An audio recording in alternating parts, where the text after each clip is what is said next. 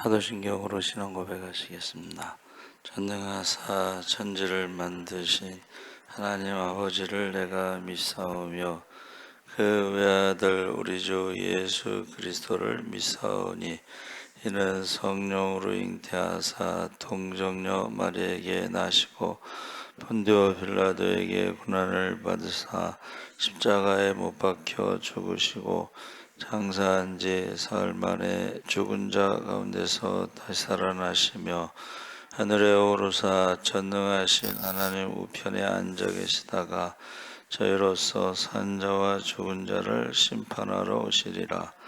성령을 믿사오며 거룩한 공예와 성도가 서로 교통하는 것과 죄를 사하여 주시는 것과 몸이 다시 사는 것과 영원히 사는 것을 믿사옵나이다.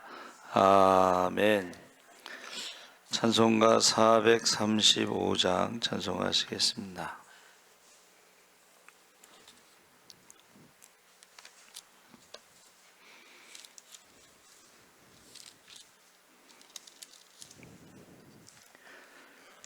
찬송가 435장 찬송하시겠습니다.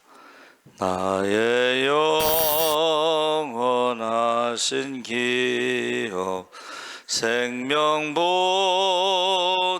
귀하다. 나의 갈 길 다가도록 나와 동행하소서.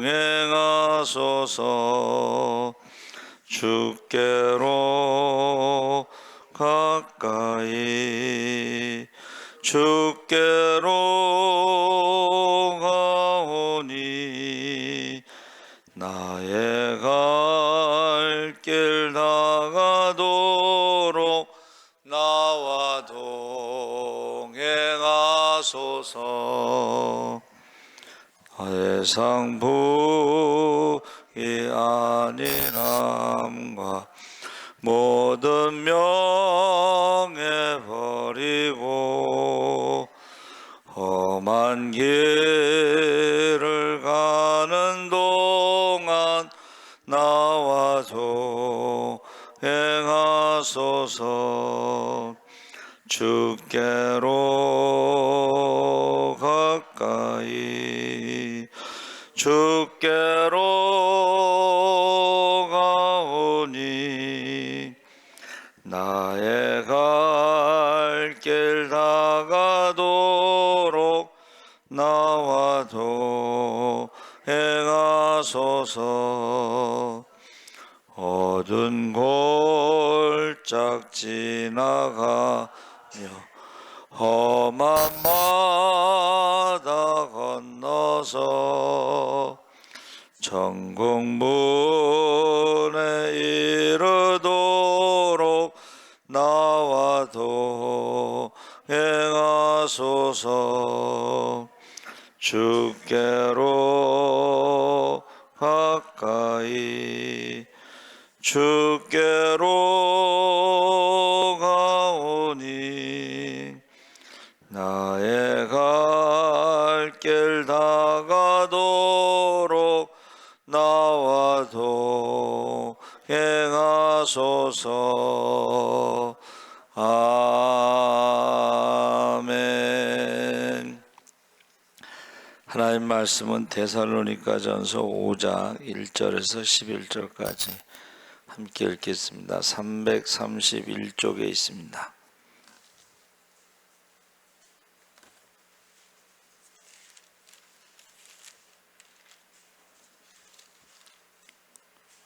(5장) 1절에서 11절까지 우리 천천히 함께 읽겠습니다. 형제들아, 때와 시기에 관하여는 너희에게 쓸 것이 없음은 주의 날이 밤에 도둑같이 이를 줄을 너희 자신이 자세히 알기 때문이라. 그들이 평안하다 안전하다 할 그때에 임신한 여자에게 해산의 고통이 이름과 같이 멸망이 갑자기 그들에게 이르니 결코 피하지 못하리라. 형제들아, 너희는 어둠에 있지 아니하매 그날이 도둑같이 너희에게 임하지 못하리니 너희는 다 빛의 아들이요 낮의 아들이라. 우리가 밤이나 어둠에 속하지 아니하나니 그러므로 우리는 다른 이들과 같이 자지 말고 오직 깨어 정신을 차릴지라. 자는 자들은 밤에 자고 취하는 자들은 밤에 취하되 우리는 낮에 속하였으니 정신을 차리고 믿음과 사랑의 호심경을 붙이고 구원의 소망의 투구를 쓰자. 하나님이 우리를 세우심은 노하심에 이르게 하심이 아니요 오직 우리 주 예수 그리스도로 말미암아 구원을 받게 하심이라. 예수께서 우리를 위하여 죽으사 우리로 하여금 깨어 있든지 자든지 자기와 함께 살게 하려 하셨느니라.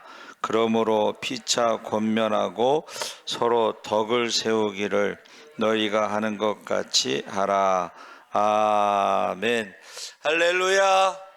좋은 아침입니다. 잘 오셨습니다. 해산의 고통이라는 제목으로 말씀을 나누는데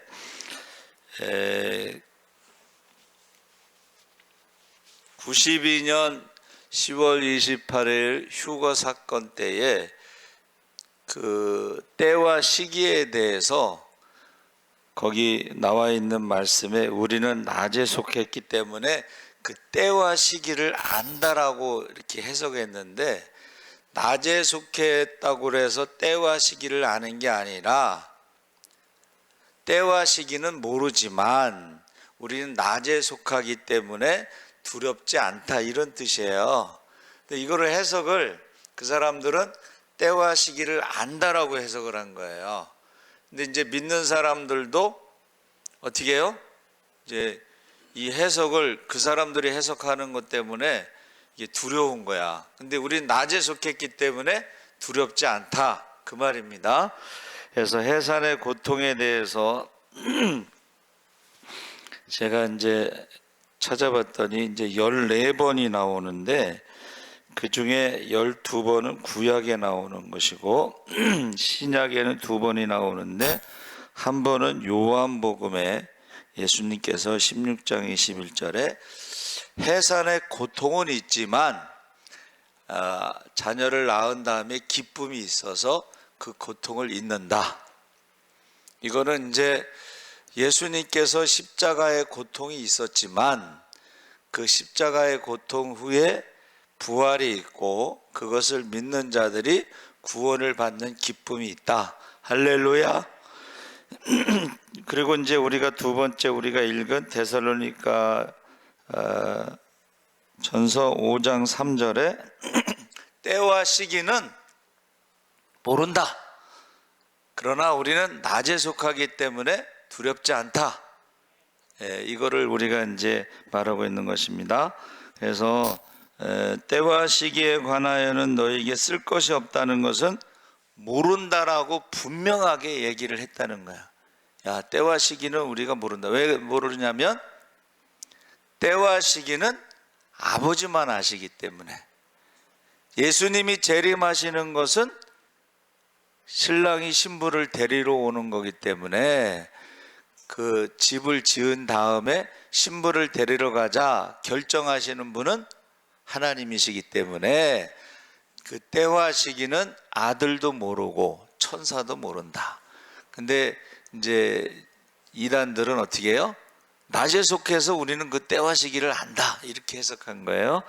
그러면서 너에게 쓸 것이 없음은 주의 날이 밤에 도둑같이 이룰 줄을 너희 자신이 자세히 알기 때문이라. 도둑이 몇 날 몇 시에 간다 이렇게 하는 것은 궤도 루팡이나 하는 거지, 소설에 있는 이야기지 실질적으로는 그게 없다는 거예요. 모른다는 것입니다. 그런데 그들이 평안하다 안전하다 할 그때에 임신한 여자에게 해산의 고통이 이름과 같이 멸망이 갑자기 그들에게 이르리니 결코 피하지 못하리라. 그래서 여기서 도둑같이 이럴 줄을 너희가 안다는 것, 때와 시기를 모른다는 것이고, 그 다음에 평안하다 안전하다는 것은 이 당시가 이제 로마 시대에 팍스 로마나라는 말이 있어요. 로마의 평화. 이제 로마가 다 정복하고 나서는 전쟁이 없을 때에 평안하다 안전하다 할 때에 로마가 망하는 것처럼, 로마가 어떻게 해요? 이제 안전하다 평안하다 할 때에 로마가 이제 타락해서 망하잖아요. 그것처럼 예수님도 갑자기 오시는데, 죄의 밤이 깊어갈 때 멸망이 갑자기 오기 때문에 너희가 모르는데, 해산의 고통은 우리가 이제 보통은 요새는 출산 예정일이 있잖아요. 출산 예정일이 있다고 해서 정확하게 그때 나오는 게 아니라는 거예요. 그렇죠? 그러니까 안 믿는 사람들이 얼마나 무서운지, 여러분, 그 띠를 가지고 뭐 말띠다 무슨 띠 뭐 이런 거, 호랑이띠 뭐 이런 거 있잖아요.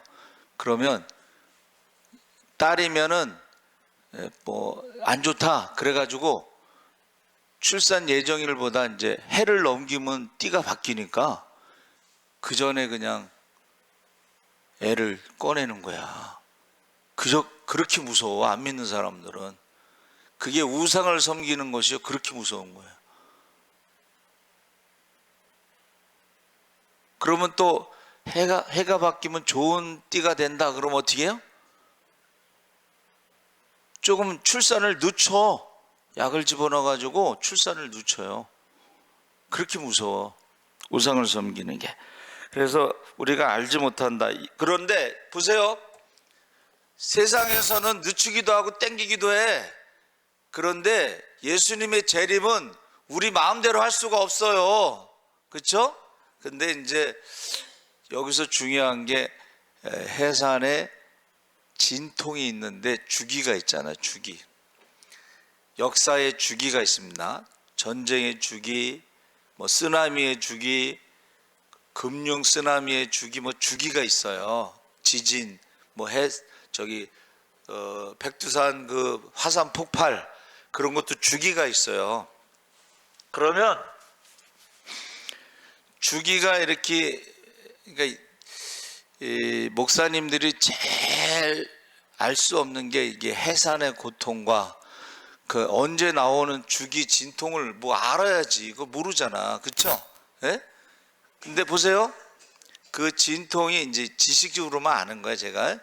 진통이 주기가 점점 짧아지다가 계속되면 아기가 나오듯이 예수님이 말세의 징조가 주기가 있는데 점점 전쟁의 주기가 짧아지면서 난리의 소문이, 전쟁의 소문이 끊이지 않고 저처의 기근과 지진과 전염병으로 많은 사람들이 죽고 사랑이 식고 불법이 성하고 무정하고 감사하지 않고 부모를 거역하는 그때가 이제 오실 때인데, 그래도 때와 시기는 모른다는 거예요.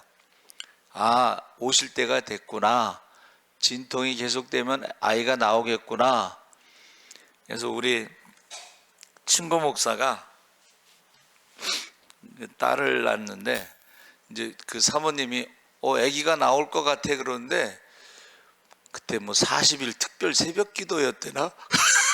아기가 나올 것 같아 그러는데 거기를 갔어. 모르니까. 예? 저도 이제 모르고, 예? 저도 모르고 이제 우리 둘째 날 때는 예배 시간이었는데 내가 11시 예배 끝나고 갈게 그랬어. 그랬더니 우리 처제가 예배 끝나고 나서 전화가 왔어. 둘째 낳았다고. 그게 왜 그러냐면 큰애는 좀 오래 걸리더라고, 시간이. 근데 둘째는 예배 시간에 그냥 나왔어, 얘가. 그래서 세 번째는 내가 꼭 옆에 있어야 되겠다 그랬는데, 이번에도 갑자기 양수가 터져가지고 수술을 하는 바람에 저 옆에 못 있었어요. 그러니까 이게 우리가 사람이 마음으로 정하지만은 발걸음을 인도하시는 분은 하나님이시다. 모른다는 거예요. 그래서 이 해산한다는 것을 헬라어로 오딘이라고 했는데 히브리어로는 훌이라고 그랬어요. 훌, 아론과 훌처럼. 그래서 이 훌이라는 말은 보호하다, 관계, 교육 뭐 이런 뜻이 있는데, 이게 빙빙 돌다, 몸을 뒤틀다, 몸부림치다, 이런 의미가 있어요. 근데 이거를 우리 남자들은 모르잖아. 그래서 어느 부흥사 목사님이 해산하는 고통을 설명할 때 죄송합니다, 이거 이해하고 들으세요. 심한 변비와 같은 건가? 뭐 그렇게 설명하더라고. 변비 심한 사람은요 굉장히 힘들대요. 그래서 어느 목사님이 기도실에 들어가서 기도 제목을 보니까는 변비 때문에 기도 제목이 올라왔대. 근데 목사님이 그 변비 고통을 어떻게 알겠어, 그쵸? 근데 아무리 부흥사라도 이게 설명을 정확하게 못하는 거야. 빙빙 돌다는 게 뭐예요? 하늘이 돌고 죽을 것 같고, 한번 죽었다가 살아나야지 아기가 나온다, 뭐 그런 말이 있잖아. 그러니까 예수님께서도 십자가에서 죽으시고 그 고통을 경험하시고 그 다음에 부활하셨을 때에 그것을 믿는 자들이 구원을 받습니다. 할렐루야. 그리고 사도 바울이 전도에 대해서, 전도를 어떻게 합니까? 자꾸 물어보는 사람 많은데 바울은 뭐라 그랬어요? 내가 해산하는 고통으로 믿음으로 너희를 낳았다. 그러면 여기서 우리가 해산하는 고통은 언제 태어날지 모른다는 것은 우리가 전도를 할 때 저 사람이 언제 믿을지 모릅니다. 그렇죠? 죽을 때까지 안 믿을 수도 있고 어느 날 갑자기 교회 다닌다고 할 수도 있고 뭐 그렇잖아요. 모른다는 거예요, 해산하는 고통은. 그런데 결국은 아이가 태어났을 때에 사도 바울이 뭐라 그랬어요? 해산하는 고통으로 낳은 믿음의 자녀를 위해서 밤낮으로 눈물로 기도한다. 그러니까 영적인 부모가 그런 거예요. 자기가 열심히 전도해가지고 해산하는 고통으로 교회에 등록했으면 그 사람을 위해서 밤낮으로 눈물로 기도하는 게 그게 전도예요. 믿음의 자녀를 낳아서 기도하는 게 전도인데, 전도 열심히 해갖고 교회에 오면 그렇게 미워해 또 그 사람을. 그거는 사도 바울이 말하는 전도가 아니에요. 자기가 믿음으로 낳은 아들을 어떻게 해야 돼요? 밤낮으로 눈물로 기도하시기 바랍니다. 그래서 믿음의 대가 이어진다는 거. 혈통의 대도 이어져야 되지만 믿음의 대가, 내가 전도한 그 사람이 또 자기가 전도해서 해산한 수고로 전도해서 태어난 사람을 어떻게 해요? 눈물로 기도하는 그 믿음의 대가 이어가시기를 바랍니다. 아멘. 그래서 그 1절에서 3절까지 말씀을 우리가 지금 나눴는데, 그 다음에 나오는 것이 이제 뭐라 그랬어요? 팍스 로마나, 아까 안전하다, 평안하다는 것은 로마의 평화의 시기를 상징하는 것이고, 그때 오는데 두려워하지 않을까? 아까 말씀드렸죠? 우린 두려워하지 않는 것. 때와 시기는 알 수는 없지만 두려워하지 않는 이유는, 첫째, 하나님과 우리와의 관계가 아버지와 아들의 관계이기 때문에 예수님이 오실 때에 우리가 두려워하지 않습니다. 그렇죠? 언제 오셔도 문제가 없어. 할렐루야. 언제 오셔도 두려워하지 않는다는 거예요. 관계 때문에. 그래서 어떤 분은 이렇게 설명했어요. 경찰이 갑자기 집에 들어왔을 때 놀라거나 두려워하지 않는 것은 아버지가 경찰이기 때문에 그렇다. 경찰이 들어왔는데 아버지야, 그러면 너무 좋아하잖아, 애들이. 그렇죠?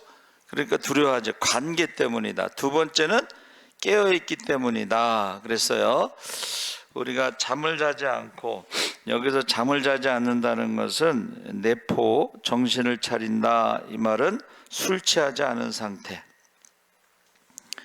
우리가 세상이나 세상을 사랑하지 않으면은 예수님이 언제 와도 상관이 없어요. 그렇죠?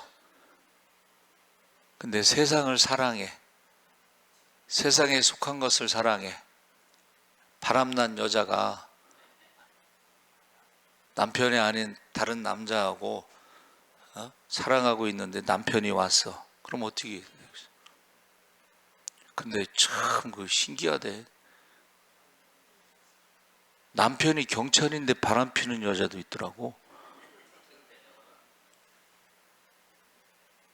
신고가 들어와가지고 갔더니 부인이 다른 남자랑 있는데 그 남자하고 이제 거기서 싸워갖고 난리를 쳐서 신고가 들어온 거야. 근데 남편이 갔는데 자기 부인이야. 그 이해할 수, 제가 어떻게 저런 상황이 벌어지지? 그러니까 경찰 여러분, 경찰이 의인은 아닙니다. 그렇죠? 경찰 안에서도 바람 피워. 그래서 이혼하는 사람들이 있더라고. 남편도 경찰이고 바람 피는 놈도 경찰이고 자기 부인도 경찰이야. 경찰 안에서 바람 펴서 이혼하는 사람이 있어. 근데 이해를 못 하는데 우리가 여러분 의인은 없나니 하나도 없습니다. 9절서부터 11절에는 하나님이 우리를 세우심은 노하심에 이르게 하심이 아니라 오직 우리 주 예수 그리스도로 말미암아 구원을 받게 하심이라. 그러면서 이 때와 시기에 대해서 이단들이 말하는 우린 낮에 속했으니까 안다, 이거는 잘못 해석한 것이고 모른다는 것이고, 그러나 우리는 낮에 속했기 때문에 하나님과의 관계 때문에 언제든지 오셔도 상관이 없다. 그날은 우리가 상 받는 날이다. 그래서 오늘 제가 아침 묵상에 그 어떤 소설 이야기를 했어요. 그 이명수 목사님의 그 묵상집에 그게 있나 봐요. 그 소설에 뭐가 있냐면 어떤 청년이 방황하는 거야. 왜 방황하냐 그랬더니 인생의 봄, 어렸을 때에 부모님으로부터 영향을 받았는데 부모님이 맨날 싸우니까 이 아이가 불안한 거야. 그러니까 인생의 봄에 자기가 가 있을 장소를 잃어버렸다는 말이에요. 그래서 나이가 들어도 자기가 있을 장소, 안전한 장소, 평안함, 그것을 찾지 못하고 불안하다는 거야. 그러니까 여러분, 그 교회에 이제 다양한 사람들이 오잖아요. 그러면 그 사람들의 그 자라난 성장 과정에 부모님이 있고 그 부모님의 그 부부간의 관계가 있는데 거기서 자녀들이 불안하다 그러면은 성장에서도 늘 불안하고 자기가 어디 가서 안전한 안정을 취할 수 있는 그런 장소를 찾지 못해서 방황한다, 이런 말이에요. 그때에 이제 모든 사람들이 다 그 불안 가운데 있는데 우리가 십자가에서 그 평안함,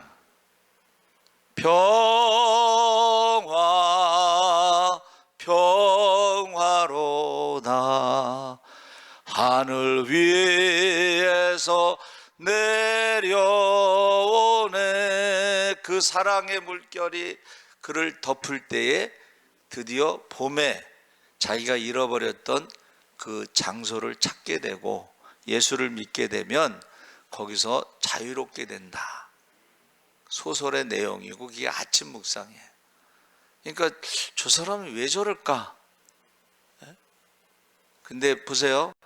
그런 가정에서 자란 사람과 남자와 그런 가정에서 자란 여자가 만나서 결혼하면 또 불안해. 그것을 이제 상한 마음의 상처를 치유하는 그 책이 있습니다. 그렇죠?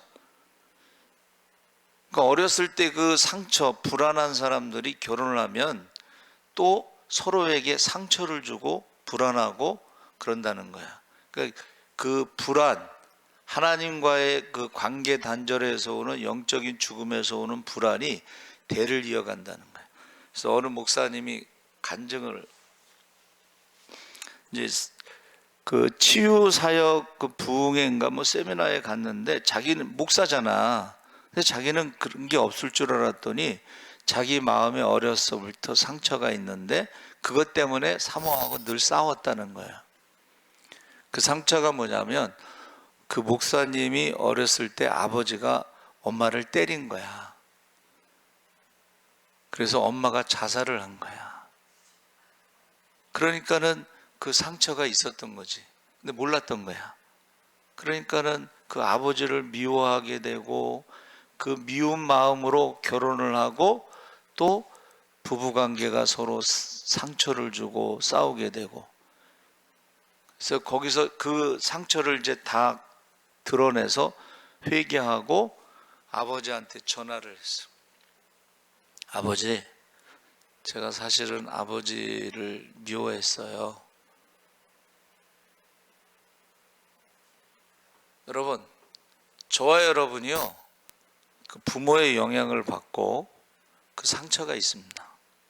근데 그 상처는 십자가에서만 해결이 될 수가 있어. 할렐루야. 그래서 우리가 사형리의 첫 번째가 뭐야? 하나님은 당신을 사랑하십니다. 아무 조건 없이 사랑하시는 거야. 불쌍히 여기는 거예요. 여러분, 제가 이제 전도를 나가서 늘 보는 게 뭐냐면 저 사람들이 불쌍하다는 거야. 왜 태어났는지, 왜 죽는지, 왜 죄와 사망의 고통 가운데, 저주 가운데 살아가는지, 왜 생로병사의 고통 가운데, 저주 가운데 살아가는지 모르면서 그렇게 살다가 그냥 남을 미워하면서 살다가 싸우면서 살다가 그렇게 죽고 지옥에 가는 것을 생각하면 불쌍하다는 거예요. 그렇게 욕심 부리고 그렇게 상처 주고, 이 형제 관계에서도 가까운 사이잖아, 그렇죠? 근데 돈 때문에 막, 그래서 가만히 생각해 보세요. 저렇게 살다가 지옥 간다는 것을 생각하면 불쌍한 거예요. 그 돈이 뭐라고? 근데 이제 어려서부터 가난하게 살았기 때문에 그냥 강도 만난 자의 이유처럼 어떻게 해요? 네 돈도 내 돈이고 내 돈도 내 돈이다 해서 강도 만난 자처럼 사는 거야. 그냥 돈이 뭐라고 사람을 죽여. 그런 형제지간에 그런 게 있습니다.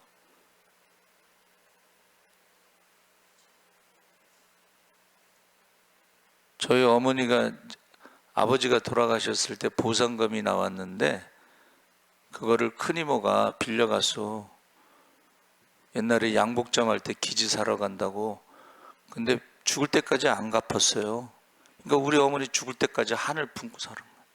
그래서 제가 용서하세요, 용서하세요 그래도 남편이 죽은 보상금을 가져가서 안 줬으니까 이게 한이 맺혀가지고 죽을 때까지 갖고 그렇게 미워하다가 담도에 담석이 있어가지고 죽다 살아났거든.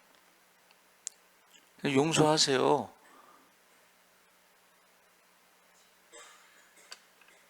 그래서 우리 어머니가 늘 하신 말이 뭐냐면 선한 끝은 있어도 악한 끝은 없다. 그래서 그 큰 이모네 그 육남매가요 너무 비참하게 끝났어요. 하나는 중이 되고 하나는 천주교 가고 하나는 교회 가고 뭐 이런 식으로 했는데 죽을 때 비참하게 끝났어요. 그 자녀 하나가 은행에 다녀서 은행 직원하고 결혼을 했는데 그 애기 하나 낳았는데 둘 다 직장 생활하면서 애를 돌보지 못해서 애가 자폐아가 됐어. 근데 또 왜 이제 결국은 이제 이혼했는데 애를 미국으로 보내갔는데 연락이 없어. 그래가지고 강릉 이모네 집 거기서 자살했잖아. 저 그 말이 무섭다고 생각해요. 선한 끝은 있어도 악한 끝은 없다. 불쌍하게 생각하셔야 돼. 여러분, 그렇게 살다가 지옥 간다는 것을 볼 때 불쌍하게 생각하셔야 돼요. 그래서 우리가 전도는 해산하는 고통, 그리고 어떻게 해요? 눈물로 기도하는 거예요. 눈물로. 그래서 전도 믿음의 대가 이어가기를 바랍니다. 아멘. 하나님 아버지 감사합니다. 우리가 해산하는 고통은 때와 시기는 알 수 없지만 우리가 낮의 자녀로 빛의 자녀로 살아갈 때에 언제 오셔도 상관없습니다. 그때 우리가 기뻐 뛰며 주님을 찬양할 수 있도록 하나님의 자녀로 살아가게 하시옵소서. 모든 인생의 봄이 있는데 그 봄에 상처가 있습니다. 그 상처는 죄와 사망의 상처, 생로병사의 상처는 십자가에서만 해결이 될 수가 있습니다. 우리가 이 복음을 꼭 전하게 하여 주시옵소서. 감사하며 예수님의 이름으로 기도합나이다. 아멘.